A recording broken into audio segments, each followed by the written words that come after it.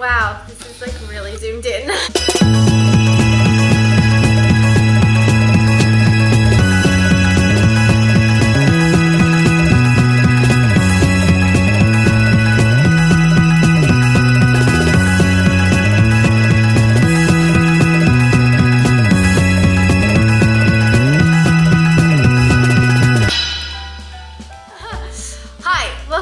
To my YouTube channel. If you are new here, hello, thank you for joining. I'm Caroline. If you are a returning member, thank you so much for coming back. It's so good to see you all, and I'm so excited for today's episode. So obviously, like, as you have probably seen the last few episodes of my channel, I have kind of delved into the romance aspect of literacy at the moment. It's something I'm reading a lot of right now. And so I thought today I would change it up a little bit. I grew up obviously in the tail end of the Harry Potter era, the start of the Shadowhunter kind of era. I guess you'd call it an era. There's way more Shadowhunter books than what there are Harry Potter books, but the movies for some reason for Shadowhunters just have never done really well. My headband is like traveling to the back of my head really slowly. It's really, really frustrating. Anyway. Let's keep going with the video. Don't forget, if you want to see more of me, to subscribe and to give me a thumbs up for this video, and I will see you all in my next one. But yeah, it would just be great to see more of you. As you may or may not know, if you are a Cassandra Clare fan, she has just released her newest series, which is a spin-off of the original, which is all of her series, to be honest with you. But the newest one is set back in London. Oh, Tilly just walked in. It's set in London, 1890 kind of thing, like early 1900s. So it's kind of like her Clockwork Prince series in the sense that it was set in the past. In fact, this is actually like the spin-off of that. So if you want to know the orders of the series, the first one is the Shadowhunter series, which is 8 books in it. And then she did the Clockwork Princess series, which has 3 books in it. Then she did the Dark Artifices series, which has 3 books in it as well. And that's kind of set in the same time as the original. And then you've got the Last Hour series, which is this one. This is the second book in the series. The first book was Chains of Gold. And then the next one, I believe, is called Chains of Thorns, which will be out next year. So let's talk about Chains of Iron. It's a thick book, as you can tell. It's quite thick. Following on from the first book in the series, Chains of Gold, that was a very, very thick book as well. I think that one was like 600 odd pages or 700 pages. This is like 590, something like that. I don't have it sitting beside me, but it's a pretty thick book, I'm not gonna lie. When I first got this book, because I actually got this book really, really late compared to the rest of the world, because I bought it, I actually got this. Let me show you some interesting stuff. I got it signed. Yay! But obviously because it was signed, that meant it came from America, which meant it took like 56,000 hours to get here. And so everyone had basically already read it all before I even got to read it.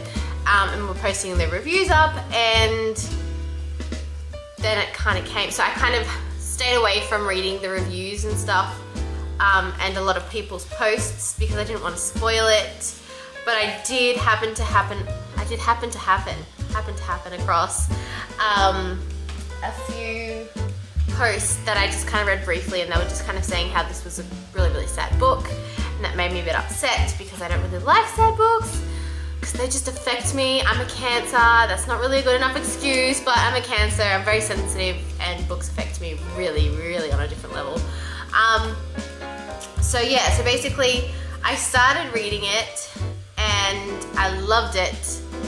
And then as I continued to read it, I kind of like lost a bit of interest, so I kind of put it aside. So I started reading it last month, and I really only finished it kind of this week. I got into it again. So it took quite a while to read this.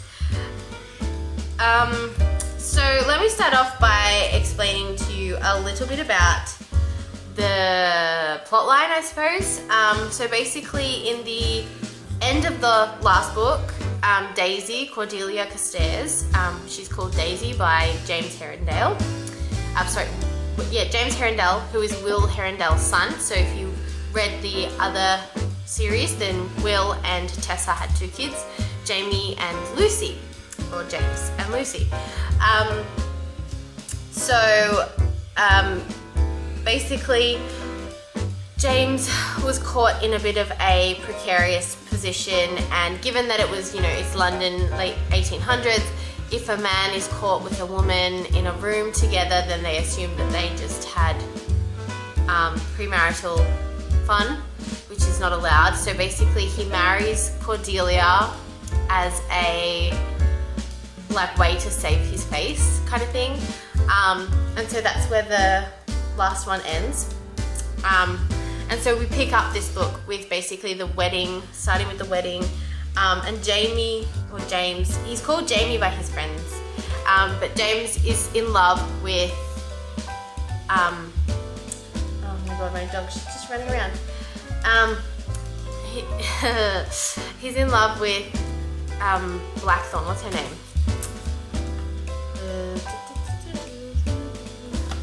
Grace Blackthorn, that's her name. So Grace Blackthorn and her brother Jesse Blackthorn. So Jesse Blackthorn's a ghost who Lucy Herondale can see, because obviously they have powers from their mum being a witch or a warlock. So basically she is in love with Jesse Herondale, Grace Herondale, Jesse Blackthorn, and Grace Blackthorn she's got this special power that can basically make any man fall under her spell, and so she's done that to James Herondale. And so she attempted to marry him, but obviously because of what happened, he married Cordelia, and so he still kind of loves her, kind of thing. And there's a bit of distrust within this book, within Cordelia and James because of that, because they did kiss quite a few times. And so, yeah, there's a bit of that. But then the other issue is Will's best friend, Matt, is in love with Cordelia. So there's quite a love. Can't even call it a triangle, you can't even call it a square. It's just a connect the dots kind of thing going on. This was probably my least favorite book, I have to be honest with you.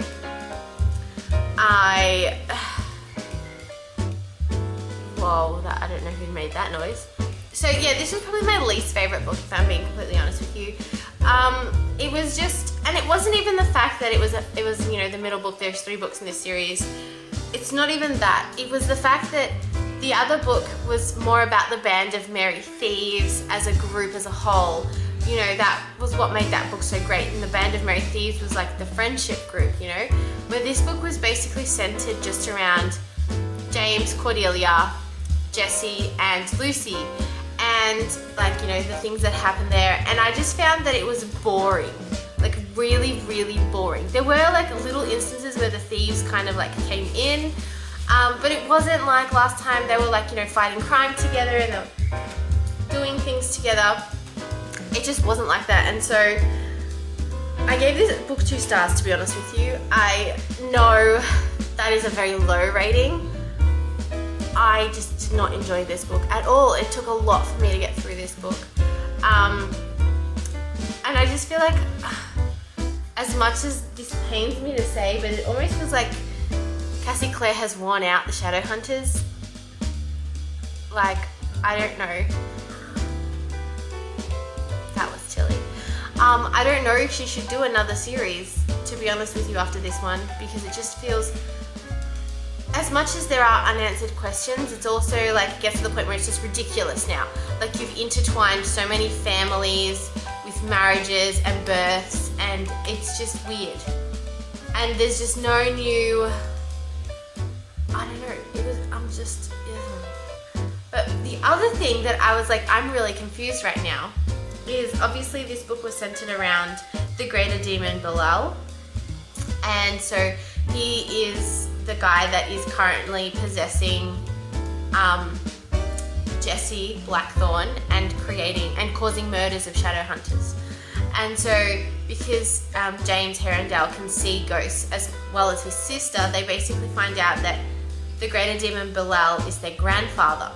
And so I was like, but doesn't that also make them Magnus's nieces and nephews? Like, because Magnus, his father was Belial. So if Magnus's father is the Prince of Hell, then doesn't that mean that he's their uncle? And no one's touched on that, and I'm really confused because that's what it sounds like. And then if that means that they're all related, then that means he's related to the Herondales, like in the future. And then do you see the confusion? It's just, and like in the latest book, not in the latest book, but like in the Ghost of the Shadow Market, the little novellas, Tessa and Jem have a girl. So doesn't that mean Magnus is her uncle too? Like, I'm so confused. And that's what I mean by this. It's just the plot line is just becoming not enriching anymore, but like, grab her tail. And she's messing up my set at the same time. This is my Yeti. She's really cute. She's really mischievous and really naughty though. Like, honestly, on another level. And she thinks she's not. That's what's really cute. But anyway, yeah, so basically I found this book, to me, was kind of like a reminiscent of the, I think it was like the 6th book in the original Shadowhunter series, and it was just like, it got to the point where I was like, I don't want to read this anymore. And then I stopped reading it, and I only re-picked everything up back, I think with the Dark Artifices, and then I went back and I read more. But otherwise, yeah, like I just have to say, like I just didn't find this as good. And the storyline was boring, and it was just all about, you know, going over things. It needed to be about the Merry Thieves. Like the good Shadowhunter stories that she writes are usually about the group as a collective and like things that happen in the group.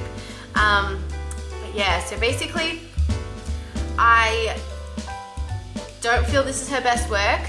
I'm a little skeptical about her 3rd book in the series. I'm a little skeptical about if I want to read it, to be honest with you. Everything's just kind of becoming muddled and just not clear cut, and I just don't like it. But as a whole, I think the Shadowhunter series is great. She's also just gotten a new TV deal, so her original Shadowhunters book will be remade again for the 3rd time. 3rd time's the charm.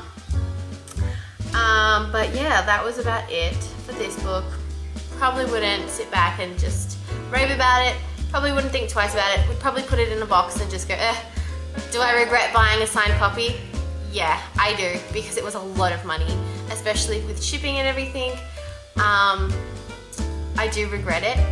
But in saying all that, I do love Cassie Clare. I do have a really big collection of hers. So it is nice to have a signed copy, but I just probably could have saved myself quite a bit of money and bought a book that I really, really like signed, as opposed to a book that I just was like, meh. So that is a risky run, but anyway. Hope you guys have all enjoyed this book. I hope I haven't swayed your opinion too much with reading the Shadowhunters series. It is a great series. I just feel like some books she writes aren't as good as some of her other books. So we'll see what the next one brings. Thank you all for joining me. I'll see you all next time.